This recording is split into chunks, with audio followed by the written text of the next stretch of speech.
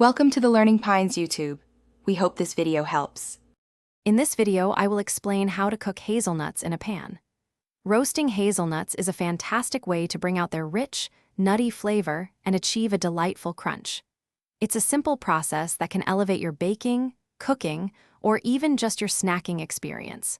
We'll go over everything you need to know, from selecting the right pan to achieving that perfect golden brown finish. Get ready to transform your hazelnuts into a truly delicious treat with just a few easy steps.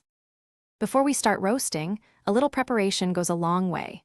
First, make sure you're using raw, unshelled hazelnuts. These will give you the freshest and most flavorful outcome. Next, choose the right pan. A heavy-bottomed skillet or frying pan is ideal because it distributes heat evenly, preventing hot spots and ensuring your hazelnuts roast uniformly.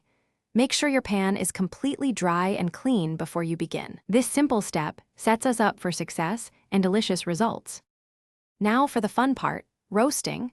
Place your hazelnuts in a single layer in your dry, preheated pan over medium heat.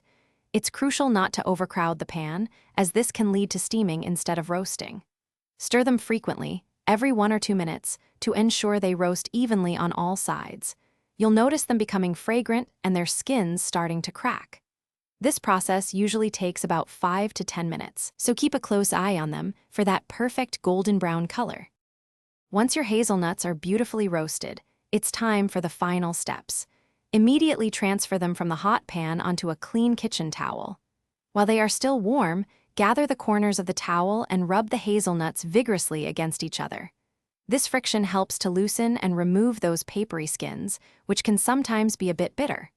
After peeling, spread them out to cool completely. Now they're ready to be enjoyed in your favorite recipes or as a delightful snack. Thanks for watching. Consider subscribing if we helped you.